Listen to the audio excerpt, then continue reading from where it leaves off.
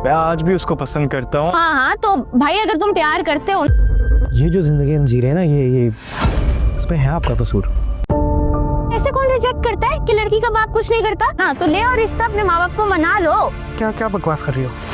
ओ यार, तुम होती कौन हो हमारे घर के प्राइवेट मसले में घुसने वाली? तुम सब हमेशा मुझे ही ब्लेम करते हो। इस तरह जैसे जिंदगी का इंतखाब मैंने ही किया हो। तो उस उम्र में बेइज्जती, और इसमें है आपका कसूर।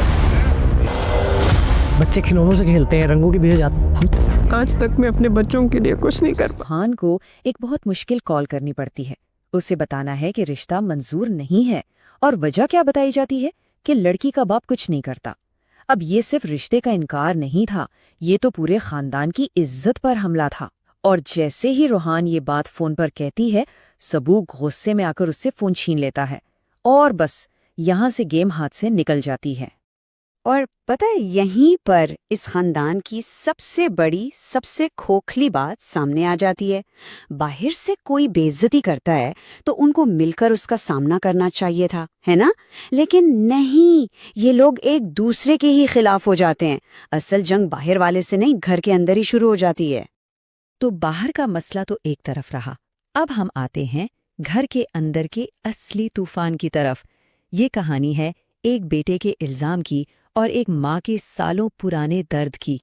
ये अल्फाज हैं सबूक के अपनी माँ ज़ेबा के लिए, और ये सिर्फ गुस्से में बोले गए अल्फाज नहीं है, नहीं, इनमें सालों की भड़ास, मायूसी और वो जो एक जिल्लत का एहसास होता है ना, वो सब कुछ भरा हुआ है। वो सीधा सीधा अपनी सारी मुसीबतों का जिम्मेदार अपनी माँ को ठहरा रहा है। ये स्लाइड ना इस पूरे खानदान की कहानी का खुलासा है। एक ही दुख है, लेकिन इसको देखने के दो बिल्कुल अलग नजरिए।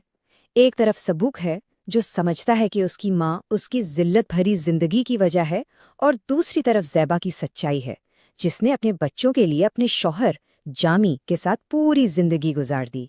दुख एक, लेकिन कहानियां दो। अब इस बात को समझने के लिए हमें थोड़ा माजी में जाना पड़ेगा। ज़ेबा की कहानी को, उसकी खामोश कुर्बानियों को देखना पड़ेगा। और यहाँ आके ज़ेबा को शायद अपनी जिंदगी का सबसे बड़ा झटका लगता है। पहली बार उसे एहसास होता है कि जिस चीज़ को वो सारी जिंदगी अपनी औलाद के लिए कुर्बानी समझती रही, उसकी औलाद के लिए वो कुर्बानी नहीं बल्कि शर्मिंदगी की वजह थी। ज़रा सोचें, एक लम्हे में उसकी पूरी जिंदगी की मेहनत बेमायने होकर रह गई। लेकिन रुकिए, कहानी का दूसरा पहलू भी है, बच्चों का पहलू। उन्होंने अपनी माँ की इस कुर्बानी को कैसे देखा, कैसे महसूस किया? ये जुमला शायद इस पूरी कहानी के दर्द को समेट लेता है। ये उन बच्चों की आवाज़ है जिनका बचपन, खेलने कूदने की उम्र लोगों के ताने और बेइज्जती सहते हुए गुजरी। ये वो कीमत है जो उन्होंने अपनी माँ की बर्दाश्त के बदले में चुकाई है।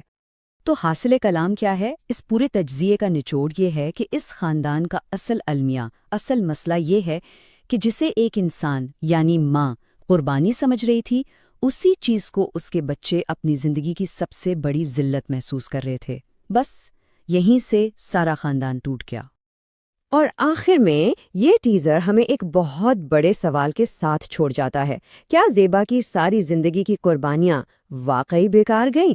इसका जवाब तो खैर हमें अगली किस्त में ही मिलेगा, लेकिन ये सवाल हमें सोचने पर मजबूर ज़रूर करता है।